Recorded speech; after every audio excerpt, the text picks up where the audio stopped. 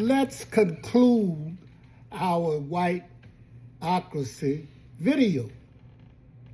Institutions like the Electoral College, and I'm going to say it again, were hard-coded from the very beginning to protect the political influence of slave-holding states, diluting the popular vote. So we still got slave-holding states. And most people believe that a slave always looked dark. But it must be horrible to be a European and find out that they made you a slave. Today, this legacy continues through modern institutional barriers. We see it in intentional closing of polling places in minority neighborhoods, strict voting ID laws that disproportionately affect low-income citizens, and heavily gerrymandering voting districts designed specifically to dilute the minority voting power. The goal remains exactly the same, ensuring political control remains concentrated. Furthermore, this domestic hierarchy has historically extended into American foreign policy. Under the banner of spreading democracy, the U.S. has frequently intervened in affairs of sovereign nations across Africa, Asia, and Latin America, often destabilizing local governments to protect Western economic and geopolitical interests. So this conclusion is built to be a powerful, passionate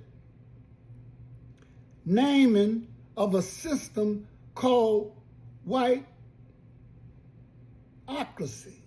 It is not an act of cynicism. It is an act of necessity. We cannot fix a mechanism that we refuse to properly diagnose. The tragic truth is, for centuries, terrible things have been done under the guise of freedom to ensure that this democracy remained an exclusive club controlled globally, domestically by European structures.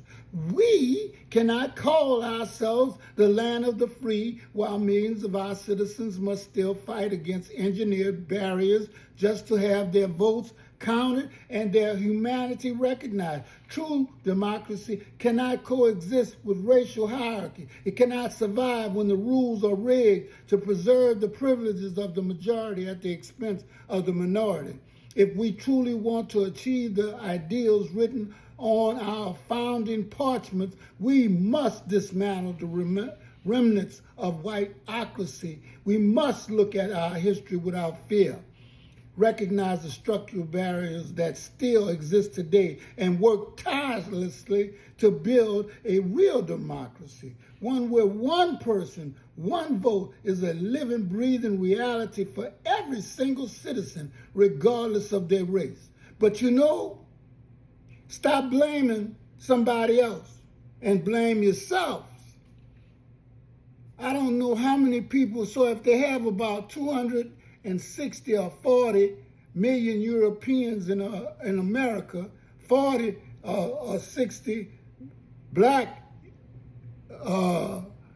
Americans. We don't know how many Indians, but we do know the Latino population is larger than our nation.